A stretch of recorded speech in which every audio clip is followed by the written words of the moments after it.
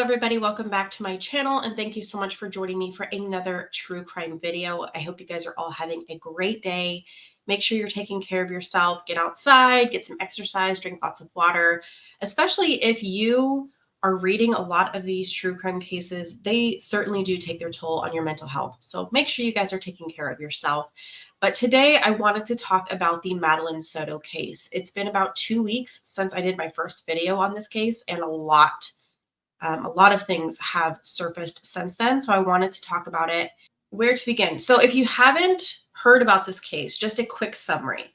Madeline Soto, or Maddie, she went missing just days after her 13th birthday. Her birthday was February 22nd, which landed on a Thursday, so they threw a party for her on that Sunday. And the official story was that come Monday morning, her stepfather, as people seem to call him, had dropped her off at school, or dropped her off at a church near her school, where she would then walk to school the rest of the way because she was too embarrassed to be dropped off by him, something like that. Now, that was the official story. Then her mother went to go pick her up from school. She wasn't there. They realized she was never at school that day, so they filed a missing persons report. However, as more details came out, we found out that was not what actually had happened to Madeline. Stephan Sterns, the stepfather in this case, had handed over his phone to police willingly. However, he said that he accidentally performed a factory reset on his phone. Now, if you've ever done a factory reset on your phone, if you've ever had to trade in your phone or return it, anything like that, a factory reset isn't something that you can do accidentally. You have to go through multiple steps in order to do it. And then when you actually hit it, it'll ask you a few times, are you sure you want to do this? You're going to erase all of your data, right? However, even though he performed this factory reset accidentally, the police were still able to uncover a lot of disturbing images. And he has since been charged with 60 new charges involving CSAM, or child SA material. We're going to go over those charges. I'm not going to go super into details about the actual actions, because I'm sure you can imagine. He basically did everything and anything that he could have done to this poor, sweet, innocent little girl. So we're going to go over that, as well as some more inconsistencies that have surfaced with the mother, Jenn Soto, and her, any type of indication that she might have known what was going on, perhaps participated. There's still a lot of unknowns, because investigators are really holding a lot to their chest, keeping it close, as any investigation really goes. Right now, Stephan Sterns, the primary suspect in Madeline's death, is behind bars right now, so he's not going anywhere. Just on the 60 charges alone, while he has not yet been charged for the murder, he's going to be behind bars perhaps for the rest of his life. So they're not really in any rush to try to charge him with the murder, because they can really take their time right now to really build their case, make sure it's solid. Because as much as we think it's a slam dunk, it's open and shut, they really just want to make sure that there are no little air bubbles in the way that can perhaps lead to reasonable doubt if this actually goes to trial. So they are holding that close to their chest. I will also go over the most recent press conference that the sheriff's office did I want to say just a few days ago. So we're going to go over that as well. And lastly, her father, Madeline Soto's father, Tyler Wallace, has spoken out. He has provided a statement. I know there have been some talk about why he hasn't said anything. So he has made a statement. So we'll go over that as well. So firstly, let's go ahead and go over the charges here. This was the news released on March 12th. The state attorney's office for the 9th Judicial Circuit has filed 60 new criminal charges against Stephan Sterns, the man associated with the Madeline Soto case. Shortly after Madeline Soto's disappearance, several disturbing images and videos were found on Stephan Sterns' phone. The City of Kissimmee Police Department quickly arrested Sterns, who remains in custody with the Osceola County Department of Corrections on no bond.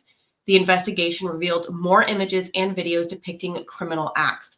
The Kissimmee Police Department provided this evidence to the state attorney's office, which found cause to file the following charges: 8 counts of sexual battery on a child under 12, 5 counts of sexual battery with a child 12 to 18, 7 counts of lewd and lascivious molestation, 40 counts of unlawful possession of materials depicting sexual performance by a child, 10 or more images. We appreciate the efforts of our partners in the state attorney's office in assisting with seeking justice for Madeline, said Kissimmee Chief of Police Betty Holland. With this being a complex case with many facets, our work is not done, and we are continuing our investigation into the timeline leading up to Madeline's death. Okay. So that is the press release, and then these are the actual charges.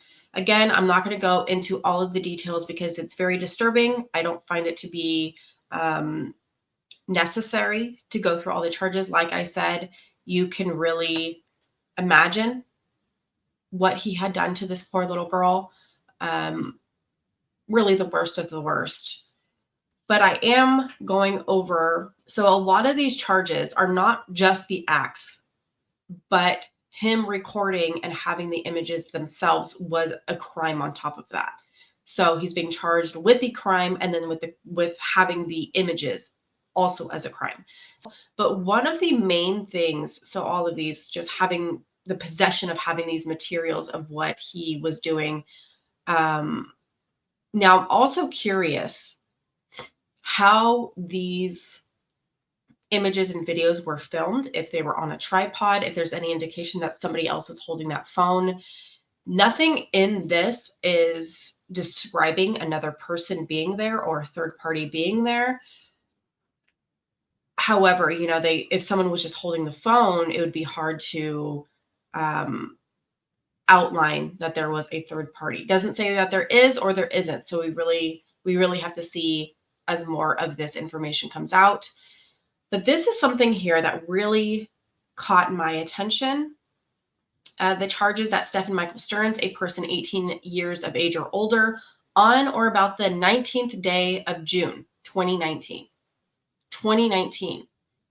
In 2019, Madeline was 8 or 9 years old. Now, this is really where I have an issue with the idea that her mother didn't know. This was going on for at least 5 years. And I think that it was longer because I can't imagine that he would have the gall to start recording it his first go around. I believe it was happening far before he started recording it. That's just my personal opinion. Now, what this poor little girl went through had to have been very painful for a grown woman to experience, let alone a little girl. And this is where I have more issues with the idea that Jenn Soto had no idea. Because what is described in these photos and these videos, there's no way that she was not complaining about pain. There's no way. So when I'm reading this, it just doesn't make any logical sense that Jenn Soto didn't know. I understand that there are situations where the victim in these cases might not say anything because they're scared. However, again, this was happening for at least 5 years. And when these types of events, if you want to call it that, for lack of a better term, happen to a child, the child is going to exhibit odd behavior. They're not going to be acting like themselves. It's going to be clear that something is wrong. And again, not just that something is wrong, but she had to have been exhibiting some type of pain where I don't think, even if she didn't say exactly what had happened, I'm sure she would have said that she was in pain. And a normal parent, if their child is experiencing pain, especially in their private areas, one, that should automatically be a red flag. And two, you should have taken them to the doctor. So I'm curious to see what other information is going to come out, if Jenn had ever taken her to the doctor, if the doctor ever had any inclination that something was going on behind closed doors. But even with all of that, even if she never said that she was in pain or anything like that, I still think that a mother, a woman who knows these types of things happen to children often. I don't know a single woman who is unaware that these things happen to children. Not a single woman. So for them to be happening for, again, at least 5 years, she has to bear some responsibility, because it is your responsibility to make sure that your child is safe. It is not their responsibility to tell you that they are unsafe. You need to be actively asking them, looking for those types of signs and red flags. And if Jenn Soto failed to do that, I think that should be punishable in itself. Bare minimum to make sure your child is safe in your own home, to be actively looking for signs to make sure that they are safe, or perhaps in a situation where they might not be safe. So that's kind of where I stand with that. But there's more. So wait, there's still more. Okay. So now we are going to go over. During our forensic investigation, Okay, now we're going to go over the press conference. I know a lot of people watched this press conference thinking that there wasn't really much said, but I disagree. So we're going to go ahead and watch it, and we'll discuss thereafter. In our forensic investigation, we uncovered disturbing evidence, graphic images, and videos depicting crimes being committed. It was during this examination that we learned we needed to act swiftly to remove the suspect, Stephan Sterns, from our streets. Despite the arrest, our investigation into her disappearance remained ongoing. We understand the importance of thoroughly exploring every lead and piece of evidence. The Kissimmee Police Department, along with other law enforcement agencies in Central Florida, continue their search for Madeline for the next several days following her disappearance, and we turn to the public for help. During this time, our investigators combed through a significant number of tips, and on March 1st, we received information placing Stern's vehicle in a rural area of St. Cloud, where ultimately Madeline's body was discovered. We are all deeply saddened by the outcome of Madeline's disappearance. The Kissimmee Police Department continues to piece together the timeline leading up to the events that occurred. I want to address some questions we are receiving from the media in everyone's effort to keep the community up to date on this tragedy. At this time, Sterns is facing a total of 60 charges related to our investigation. This includes sexual battery, lewd and lascivious molestation, and unlawful possession of materials depicting sexual performance by a child. These charges reflect the meticulous work of our law enforcement community. Our detectives also are working closely with the State's Attorney's Office for the 9th Judicial Circuit and the Medical Examiner's Office on the investigation. Death investigations are complex. Tasks like forensic analysis and thorough interviews are crucial and require careful attention. It is vital to address these misconceptions in the pursuit of justice while preserving the integrity to the case. During an investigation such as this one, we gather additional information from individuals close to the deceased. Each person interviewed is treated as involved until proven otherwise. This is a standard protocol to ensure all the facts are uncovered. During our investigation, we have interviewed many individuals. Each interview has been vital to our understanding of the case. We are reviewing all of the information we received and are following up on every lead. Attention to detail and the diligence are the most important aspects of this investigation. We are committed to transparency and will provide updates when possible. Madeline's story has touched the hearts of many. Rest assured, our department is diligently working on the investigation. And while we appreciate the public's interest, we must prioritize the integrity of the investigation. We appreciate your support and understanding as we gather the facts. We intend to release additional information in the future, providing more details that we do not compromise the ongoing investigation. We vow to do everything in our power to ensure Madeline's memory is honored with justice. Our detectives are dedicated to pursuing every lead, uncovering every fact, and holding those responsible accountable. Now I will open it up for any questions. Chief, I have a question. We know that you're working behind the scenes during this investigation to make sure everything is in order, but what can you tell us new today that we already know? I don't have anything new that you don't already know, other than our detectives are working tirelessly day in and day out to ensure, all the facts are uncovered in this investigation. Chief, is the mother a suspect or a person interested in this investigation? And also with the videos that you uncovered, is there any evidence of the mother's involvement in any of these videos? So everyone that was close to Madeline is considered suspect until we have proven otherwise. Chief, how close are we able to know what actually happened in that episode? Well, this is a very sensitive and, it's very intricate. We want to make sure that we uncover every single fact and all the evidence before, we don't want to put a timeline on it, basically, because the detectives are very meticulous in what they do. And we want to be sure that everything is uncovered that possibly can. No, ma'am, we are still waiting on the medical examiner's report.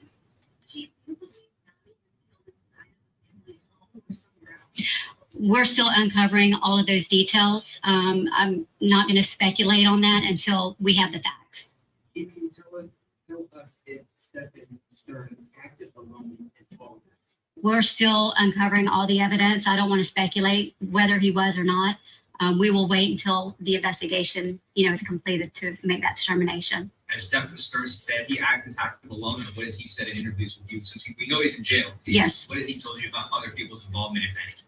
He has invoked his right to a lawyer, so we have not spoke with him. Is there any time that you expect an update for us? We understand that you're working on the investigation. What would you like to do? I don't want to rush my detectives. I think it's paramount that they take their time. And, Mr. Sterns is not going anywhere. He's in jail and he's going to be there for a while. So my detectives, I want them to be, just look at every single detail and make sure that I don't want to give a timeline at this point. So you mentioned your relationship. What does that relationship kind of look like, and what information are they able to release to you before that?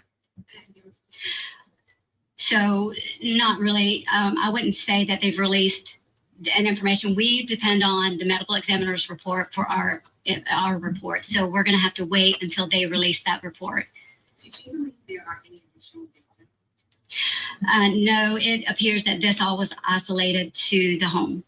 Still trying to get a sense of it. Do you still feel like you have more questions to answer? I think our questions are being answered slowly but surely. For the integrity of the investigation, we have to, keep things close until such time as we hold those accountable for her death. Do you feel like this is taking longer than it should because Sterns did not speak? No, I just think that, sometimes these investigations are just very lengthy. We know that he is in jail and he is not going anywhere.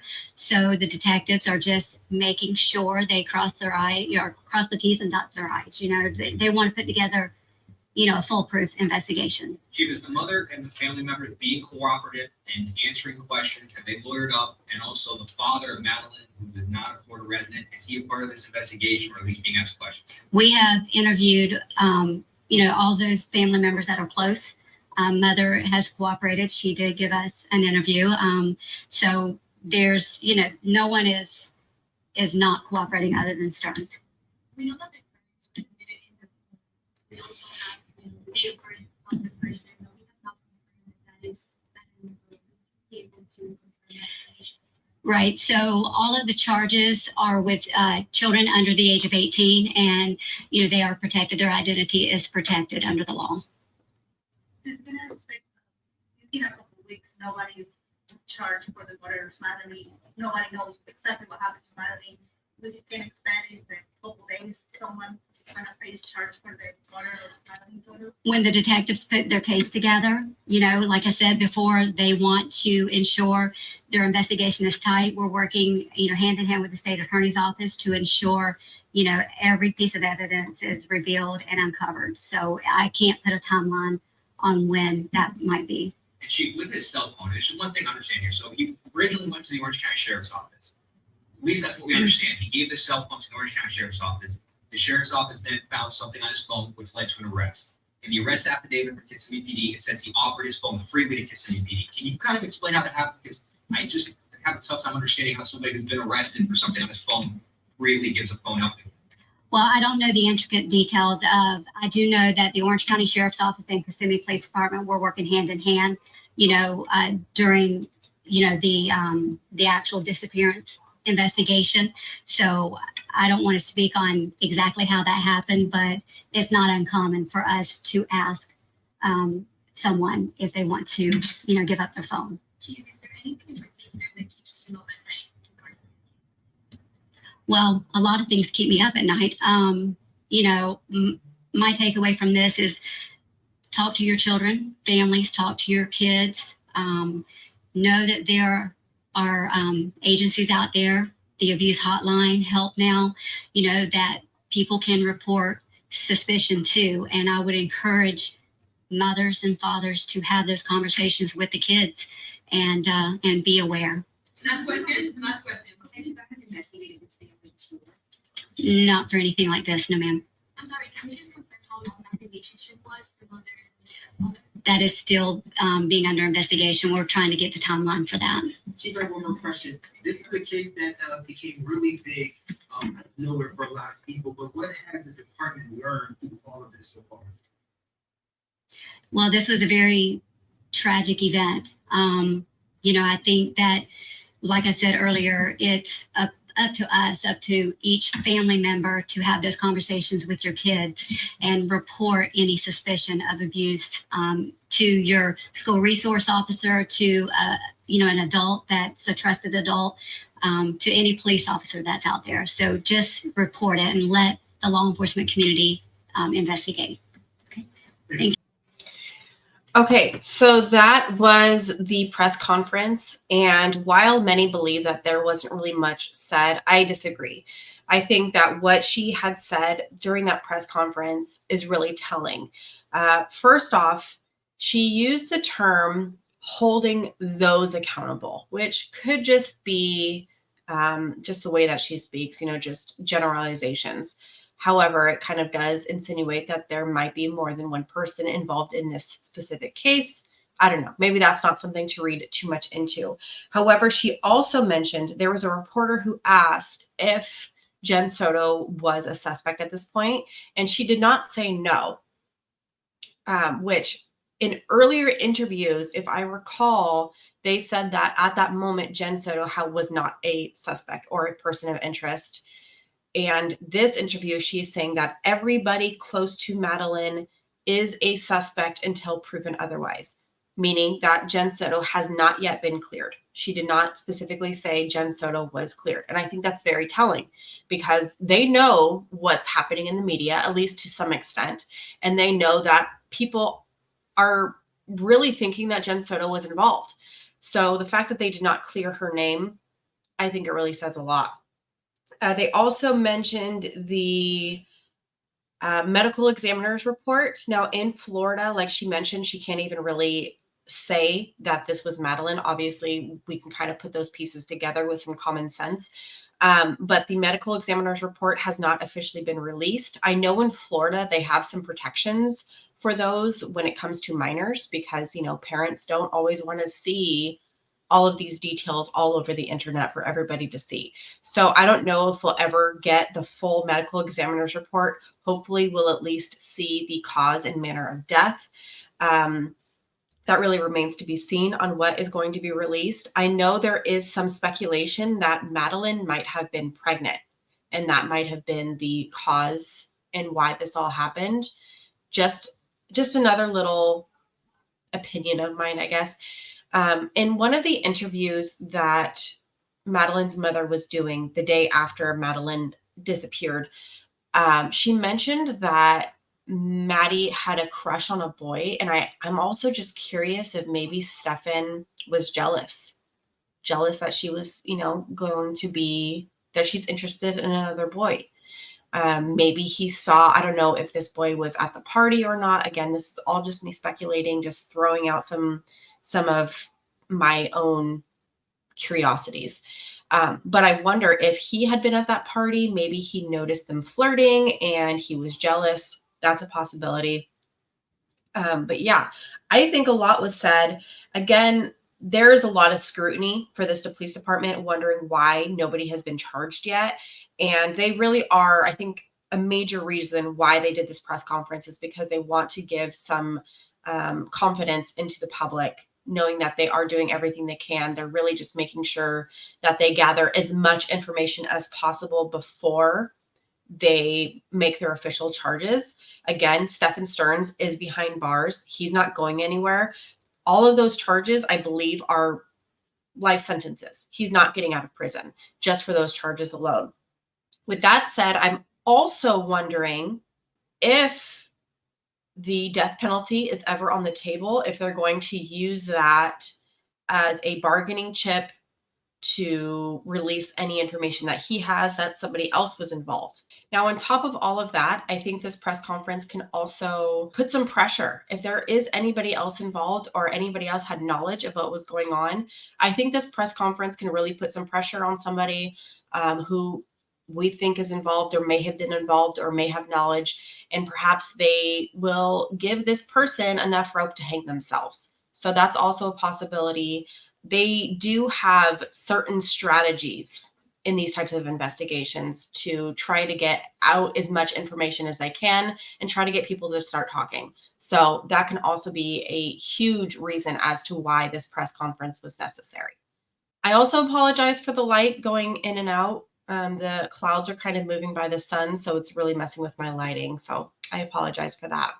Now, when it comes to Madeline Soto, like I said before, I really try to give people the benefit of the doubt.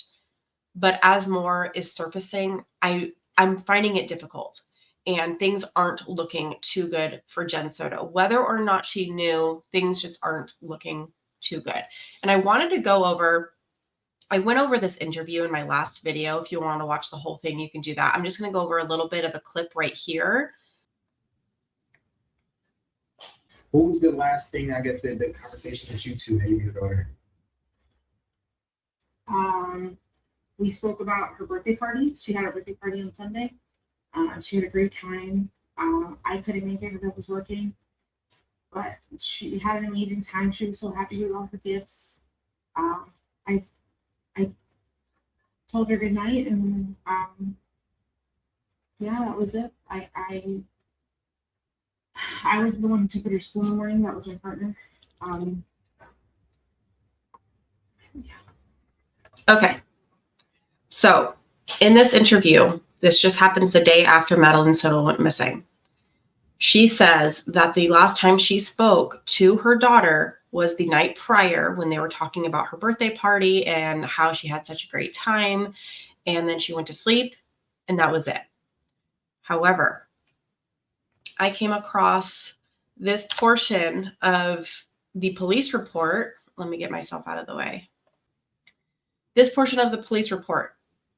On February 26, 2023, at approximately 1948 hours, Deputy Joseph responded to Village Park Drive, Orlando, Orange County, Florida, regarding a missing juvenile. Also, I just realized it says 2023, but I'm sure that's just a typo.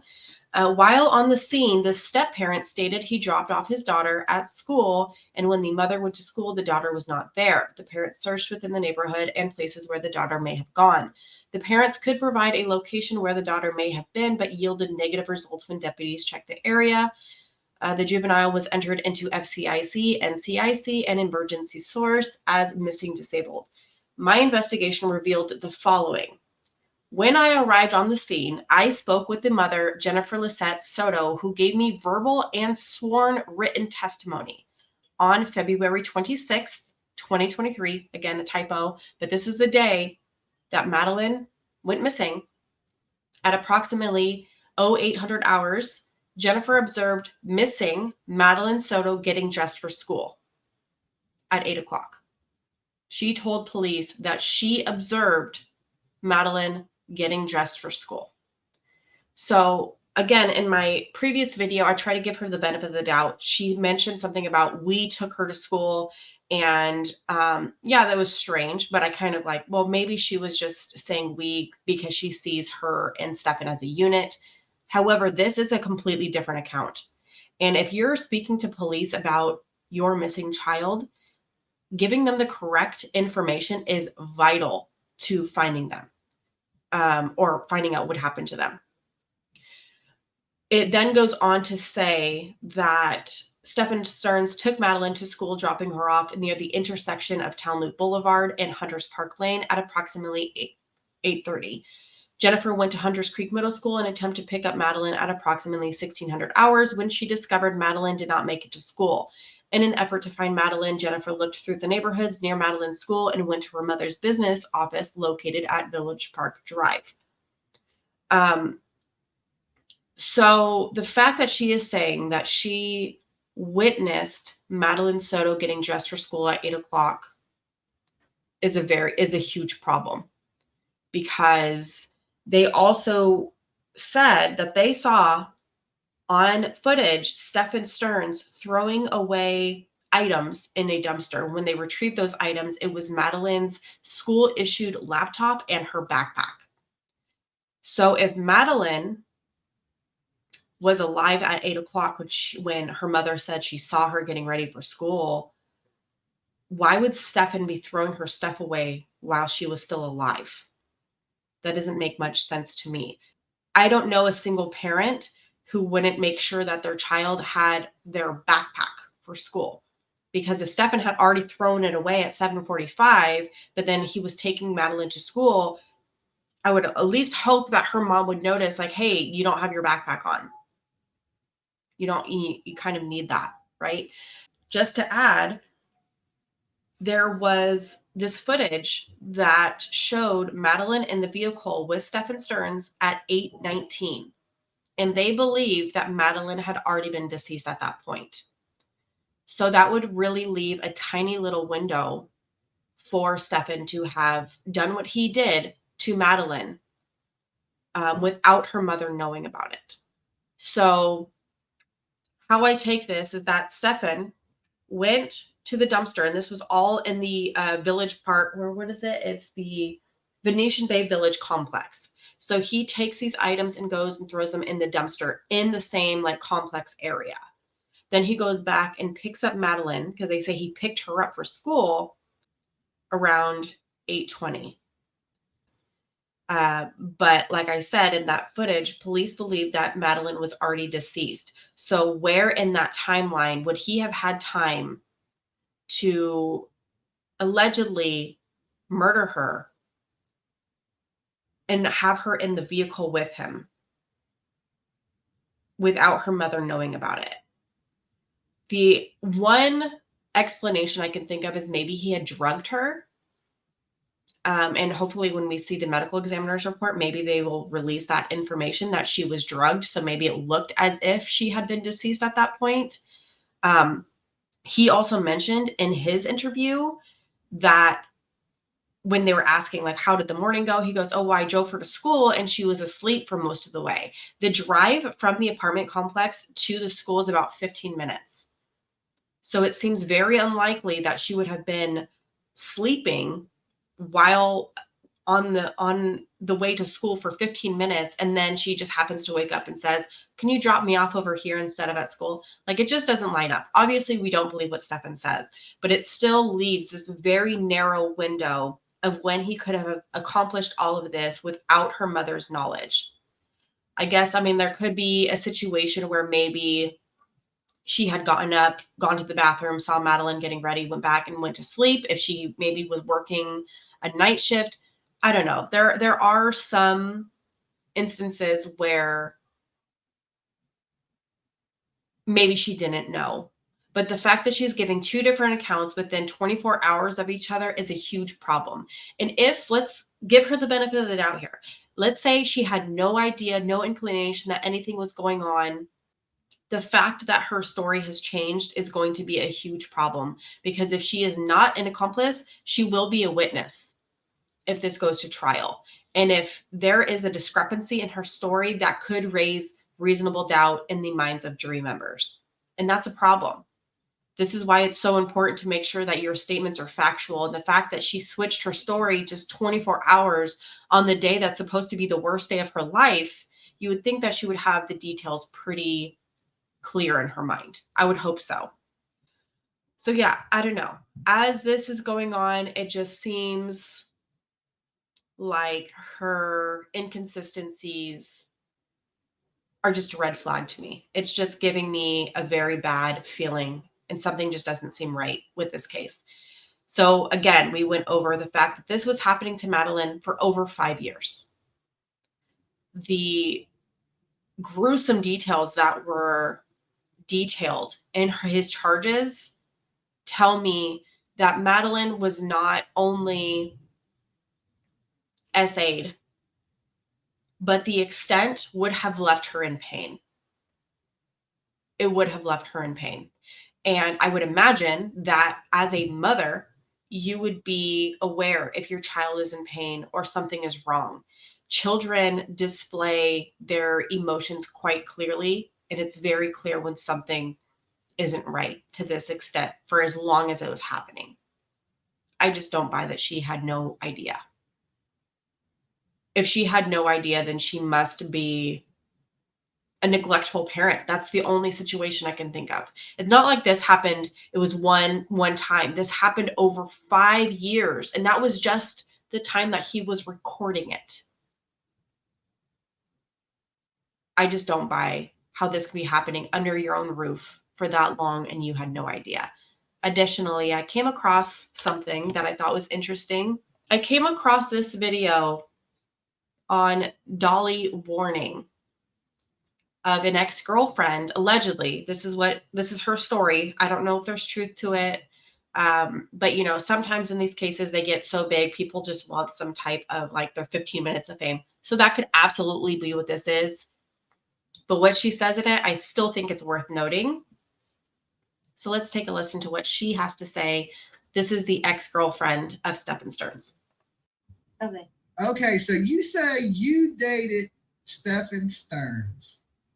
Yes, I lived in Windermere, Florida, and I dated him for about 3 months back in 2011. 2011. Yeah, so at that time I was living in Summerport. It's like a residential community. We have like clubhouses, golf courses, stuff like that, parks, etc. And I actually met him through a mutual friend. And I dated him for only 3 months because he was creepy. He kind of gave me like this weird, I don't know what I can and can't say on live, but so like as far as like intimacy, he was like, he wanted me to act like a child. Like, I get it, guys, they role play, but it was more of a call me daddy hurting you, are you gonna be daddy's good girl? And it was just like I don't know, it just didn't fit right with me. And his family they're just sketchy people. Like his mom, we were having dinner one time, it was me and Stephan, well, I call it Stephen, but and another friend of ours named Kevin, and we weren't expecting her, or I wasn't expecting her because I've never met the woman. And she just walked in. She just happened to walk in, and she went and sat down, and she told Kevin something about, she handed him an envelope and said, here you go, keep your mouth shut. I didn't know what that was about. I mean, I could figure out what she meant by that.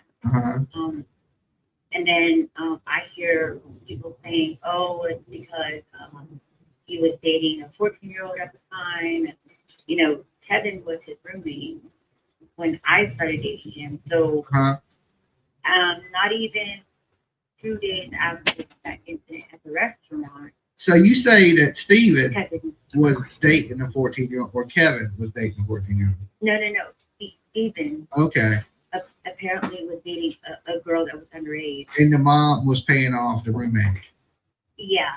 After that, I couldn't. Like, she just, at first I was like, that was our first time, you know, the whole weird role play intimacy. It Uh-huh. was the first time. So I thought, okay, maybe this guy is just like, that's his thing. But I told him, you know, okay, stop, I can't do this. It's weird. So then we attempted to try again, and it was the same thing. And I'm just like, this is just weird. But when it came to like intimate things, it was just like, it's like he had a fetish for younger, like children, I guess, because I don't know. I don't want to say, I don't want to like conclusions and say he liked children, but that's what I thought at the time. Especially after our second time of being intimate, it was the same thing.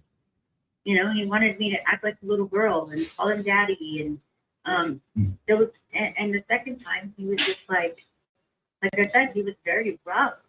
He ended up dating one of my coworkers a month after we broke up. She was like, she approached me at work one time, and she was like, "Are you going on your lunch break?" And I said, "Yeah." She goes, "Can I join you?" I said, "Yeah, that's fine." And I don't want to say her name. I'm going to say B. I'm going to call her B. Okay. So B came to me, and she's like, "When you dated Stephen, did he like act weird?" And I was like, "What do you mean act weird? Like how?" And she's like, did he want you to act like a little girl and talk to him? Like, Mom, I'm like, yes, that's why I cut it off. So again, I don't know what the truth is behind this story, but I do find it very compelling. But the things that she was saying was that Stephan, when they were doing adult activities, that he liked it very rough and he liked her to act like a child. Now, typically, your sexual preferences kind of remain pretty steady. So I would imagine that if this is true, I mean, he said that she said that her coworker, who Stephan eventually started dating as well, told her that he liked the same things. So I would imagine that when Stephan and Jenn Soto got together, he would want her to do the same things. Now, and that's a big if all of this is true, I would hope that that would be another red flag for Jenn. Now, sometimes we can be so desperate for love that we overlook these red flags, and that can absolutely be the case here. But I just find it it's hard for me to grasp that you can just overlook all of these things while your daughter is in the same household as this man. Again, it happens. It happens all the time. But just because it happens a lot, and just because you can say like she didn't know because she was overlooking these types of things, I just don't think that that's an excuse at this point. I really don't. Again, like I said earlier, as parents, it is our job, it is our responsibility to make sure our child is safe. It is not their responsibility to tell us when things are unsafe. Of course, we want that to happen, but we know it doesn't always happen because they are scared. So it is up to us to look for these things, to ask them, to keep our sensors on, be alert that these things can happen, especially when there is a man in the house, and especially when that man is not the actual father of your child. And especially, like, there are just so many red flags here that I have a hard time grasping the idea that she had zero inclination. This woman also says that her intimacy with Stephan was very rough and painful. So like I was saying earlier, imagine this happening to a little girl. It's not a question of whether or not it happened, because it happened. There are videos and images of this happening to her. It would have been painful for her. And for her mom not to notice that she was in pain is a problem. It's a very, very big problem for me to think that she had no idea. Either one, she knew about it. I hope she didn't participate, but at the very least, I think she knew about it. If not, she was neglectful in protecting her child and actively looking for signs that her child was unsafe, for not realizing that her child was experiencing pain. So whichever way you swing it, she is guilty at some level, either of child neglect or perhaps conspiracy, an accomplice, something. She is guilty of something. And I do think that more charges are going to come.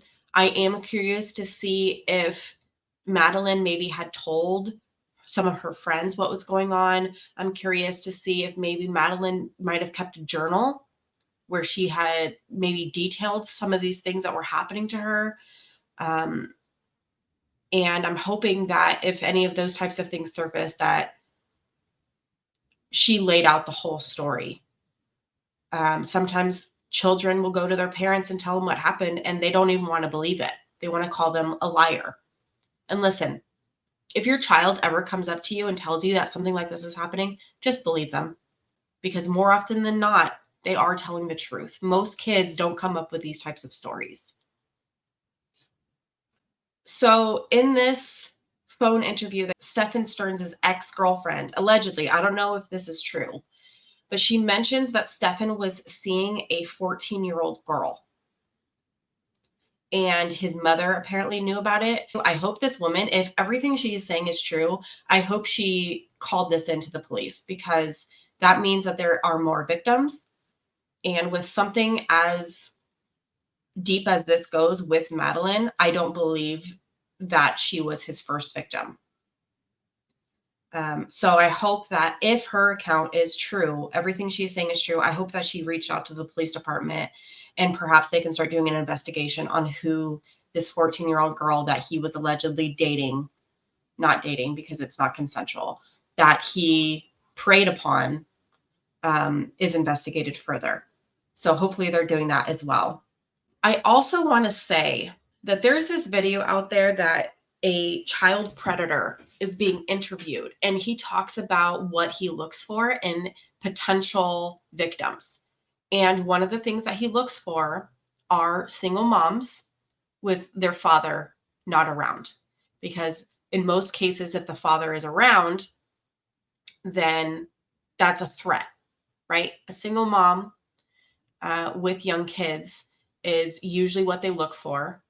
So being someone that is a single mother, you need to be aware that predators exist and you are the prime target. That's what they're looking for. Now, I don't know the extent of how involved Madeline's father was in her life. And I've seen a lot of people kind of up in arms that he hadn't given a statement. And we have to understand that as publicized as this story or this case is, it's not easy to kind of face the public while you're grieving. But he has given a statement. So let's go ahead and we'll go over that. Okay, so here is the statement that has been put out. Again, I believe his name is Tyler Wallace. Let's just go ahead and read this together. The loss of our beloved daughter, Madeline Soto, has left our family utterly devastated. We are shattered by the absence of our precious Maddie, and no words can adequately express the depth of our grief. During this incredibly difficult time, we kindly ask for privacy as we mourn the loss of our dear daughter. Our family is grieving, and we need time to process and come to terms with this unimaginable tragedy. We want justice for Madeline, and we want to take this opportunity to thank the agencies that have been working tirelessly on this case. Madeline was a bright light in our lives, and her memory will forever live in our hearts. We appreciate the outpouring of love and support we have received from our community, and we ask for your continued thoughts and prayers as we continue to cope with this profound loss. Thank you for respecting our privacy during this incredibly difficult time. Sincerely, the Wallace family. So yeah, like I said at the top of this video, I really tried to give Jennifer Soto the benefit of the doubt. But as I kind of sat with this case, learned about the details about how long this was going on, when it started, when Madeline was 8 or 9 years old at the very least, it could have been even before that. So with those details with the fact that she was so young, with how long this was taking place under Jenn Soto's roof, the pain that Madeline must have been experiencing, and the other red flags that Stephan Sterns exhibited. I just don't see it to be very plausible that she had no idea. Maybe she knew about it and she wanted to pretend that it wasn't there, but I don't understand how she could not have had an inkling that something was happening. If not, if she had no idea, then she's just a neglectful parent and she failed to protect her child in her own home.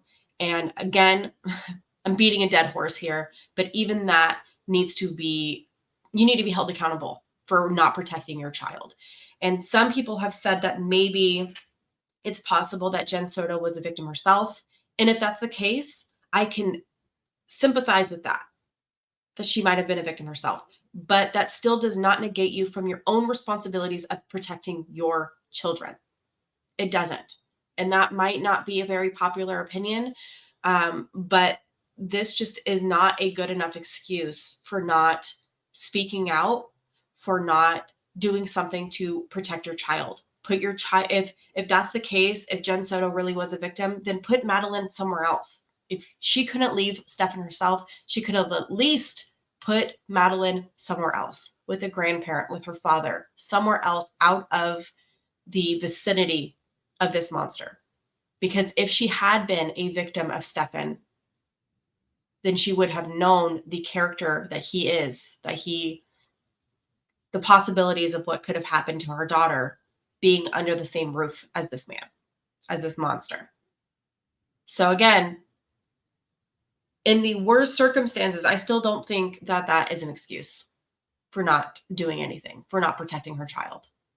So that's kind of where I stand with that. Feel free to disagree with me, but I do ask that you do so respectfully. We can have a conversation about this, but let me know what you guys think in the comment section down below. That's all I have for this case for now. Be sure to like it before you go. Hit that subscribe button so you don't miss any other updates. Other than that, I will see you guys in the next one.